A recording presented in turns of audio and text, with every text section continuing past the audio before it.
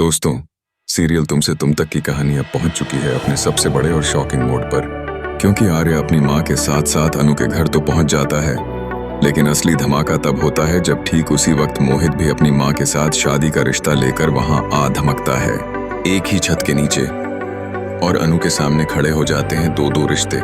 पूरा माहौल बन जाता है बेहद टेंशन भरा, और हर किसी के मन में सिर्फ एक ही सवाल उठता है, आखिर अनु किसे चुनेगी, आर्य को या मोहित को।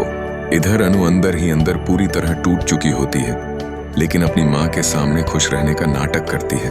तभी वहां झंडे की एंट्री होती है और वह अनु से सवालों की बौछार कर देता है कि आखिर उसने आर्य का दिल क्यों तोड़ दिया, जिस पर अनु साफ कह देती है कि वह माफी मांग चुकी है और अब इस रिश्ते को आगे नहीं बढ़ा सकती। इसके बाद झंडे यही बात सीधे अनु के माता पिता के सामने रख देता है, लेकिन गोपाल जी दो टूक कह देते हैं कि अच्छा ही हुआ ये रिश्ता यहीं खत्म हो गया, क्योंकि एज गैप की वजह से इस रिश्ते का कोई फ्यूचर नहीं था।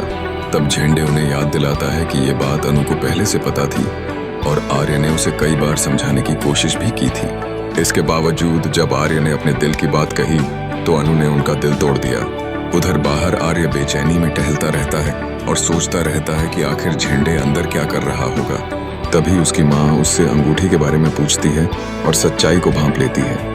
इधर गुस्से में झंडे गिलास तोड़ देता है और अनु से सीधा सवाल करता है, क्या उसकी बनाई हुई झूठी कहानी से सब कुछ ठीक हो जाएगा। अनु हाथ जोड़कर उससे माफी मांगती है और उसे वहां से चले जाने की गुहार लगाती है।